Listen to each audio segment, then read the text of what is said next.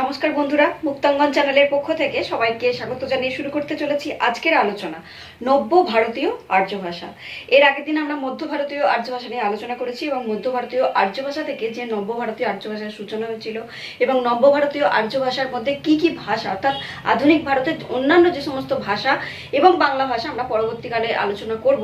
আজকে আমরা নব্য ভারতীয় আর্য ভাষাটা যে অন্যান্য ভাষাগুলো আছে সেগুলো কিভাবে এলো, কোন কোন প্রাকৃত থেকে এলো, সেইগুলো নিয়ে আমরা কিন্তু ডিটেলসে আলোচনা করব। তাই ভিডিওটা প্রথম থেকে শেষ অবধি দেখো। আমি আছি শ্রবণা মণ্ডল, তোমাদের সাথে থাকবো পাশে বন্ধু হয়ে।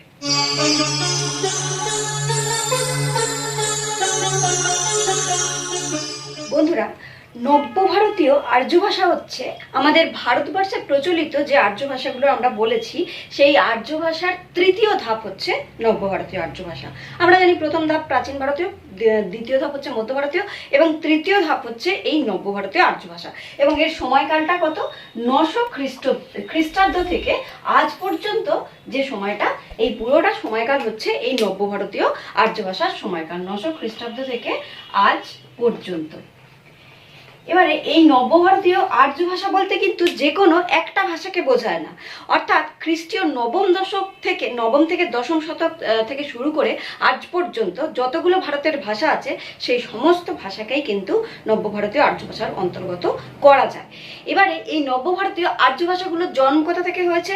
আমরা যে আগের দিনে মধ্য ভারতীয় আর্য ভাষার রূপগুলো পেয়েছি, অর্থাৎ 5টি যে প্রাকৃত পেয়েছি, অর্থাৎ পৈশাচী প্রাকৃত থেকে পৈশাচী অপভ্রংশ অবহট্ট, মহারাষ্ট্র প্রাকৃত অপভ্রংশ অবহট্ট, সৌরসেনী অপভ্রংশ অবহট্ট প্রাকৃত থেকে, আর মাগধী, এই যে 5টা প্রাকৃত অপভ্রংশ অবহট্ট থেকে নব্য ভারতীয় আর্য ভাষা অর্থাৎ আধুনিক ভারতের বিভিন্ন অঞ্চলের ভাষাগুলোর জন্ম হয়েছে।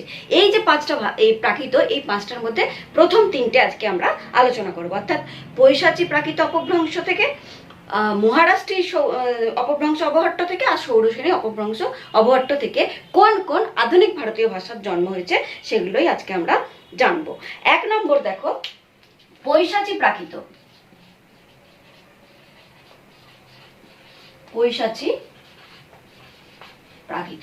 এই পৈশাচী প্রাকৃত থেকে আধুনিক ভারতে 3টে ভাষার জন্ম। প্রথমত হয়েছিল 2টো ভাষার জন্ম। 1 নম্বর হচ্ছে সিন্ধি, ক,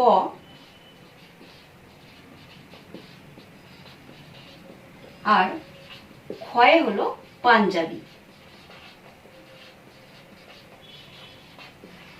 এবং এই যে পাঞ্জাবি ভাষাটা, এই পাঞ্জাবি ভাষা পরবর্তীকালে 2টো রূপ লাভ করে। একটা হচ্ছে পূর্বী পাঞ্জাবি আর একটা হচ্ছে পশ্চিম পাঞ্জাবি। পূর্বী আর পশ্চিম বা পশ্চিমা পাঞ্জাবি থেকে 2টো রূপ লাভ করলো।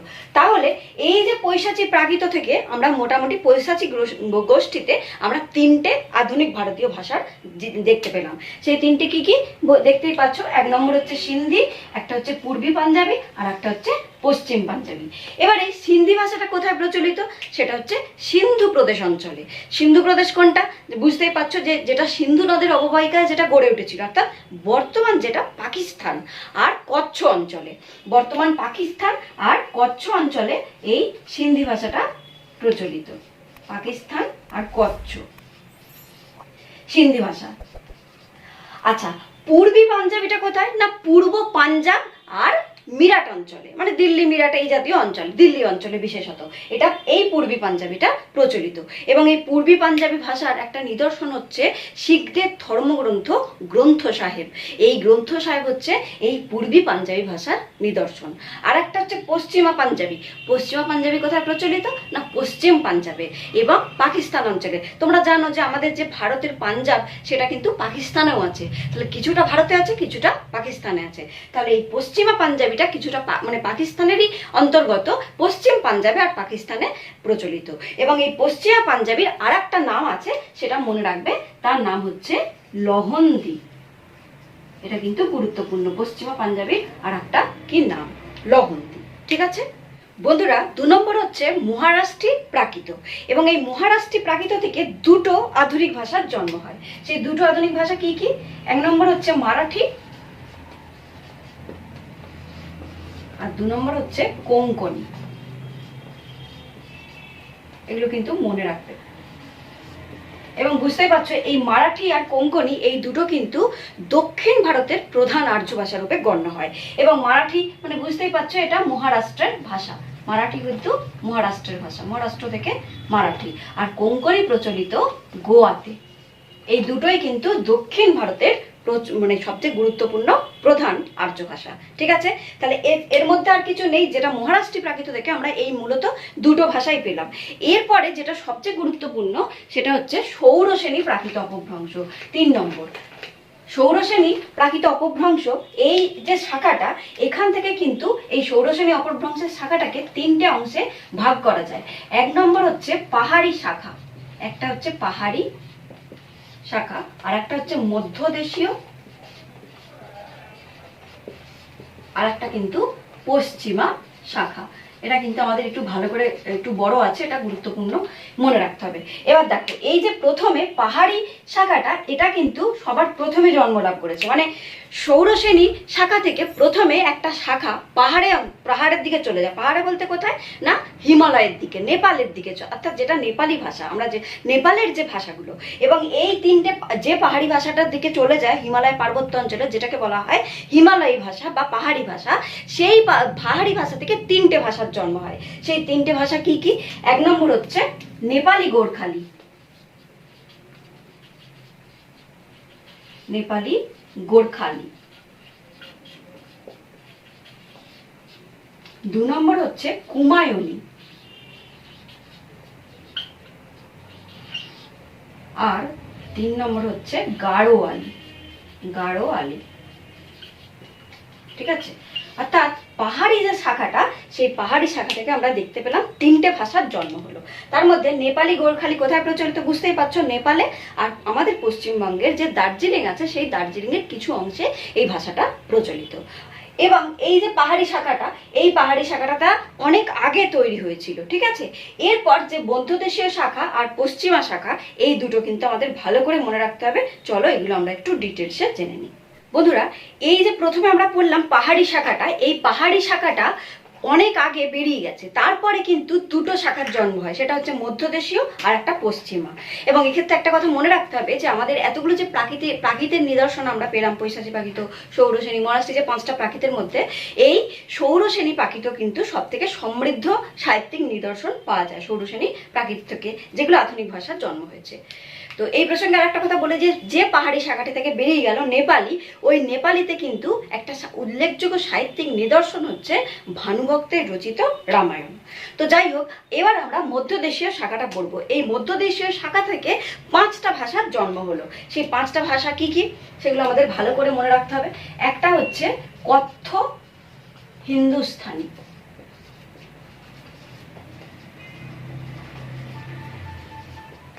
2 নম্বর হচ্ছে কনৌজি,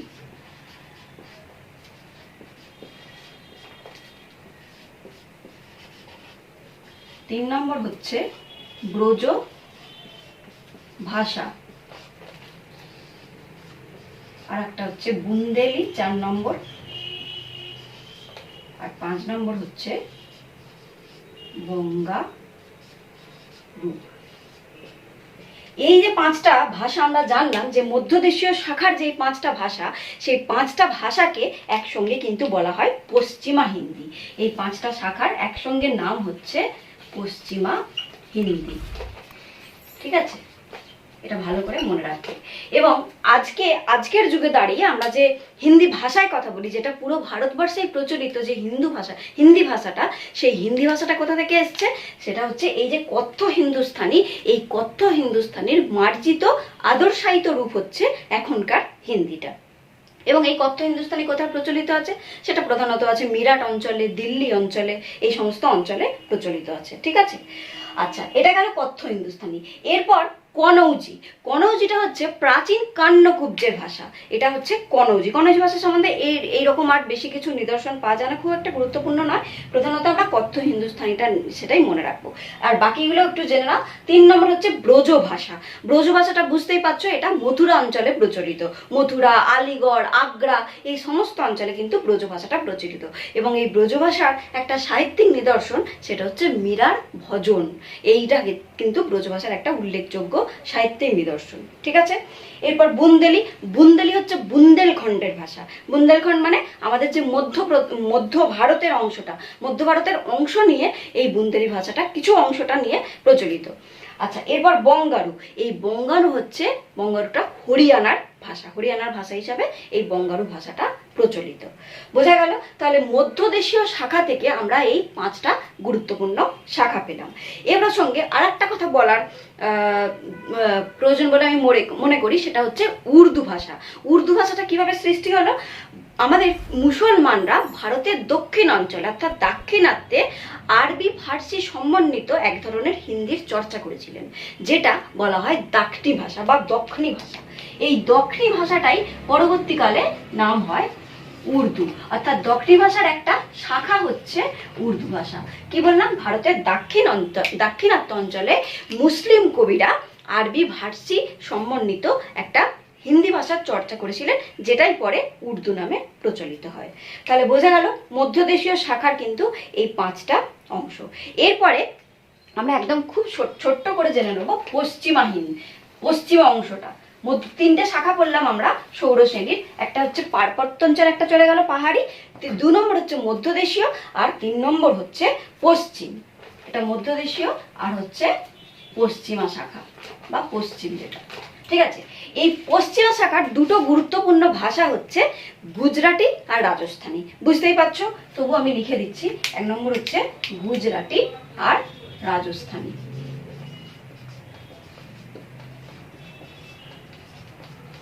বুঝতেই পারছো কোথাকারের ভাষা। গুজরাটি হচ্ছে গুজরাটে প্রচলিত, আর রাজস্থানী হচ্ছে রাজস্থানে প্রচলিত। এবং রাজস্থানেরই একটা পশ্চিম উপভাষার নাম হচ্ছে মারোয়ারি। আমরা যে মারোয়ারির কথা শুনেছি, এই মারোয়ারি ভাষাটা কোথাকার? রাজস্থানেরই একটা পশ্চিমের উপশাখা। ঠিক আছে, তো প্রধানত আমরা আজকে ষোড়শ্রেণী পর্যন্তই পড়লাম।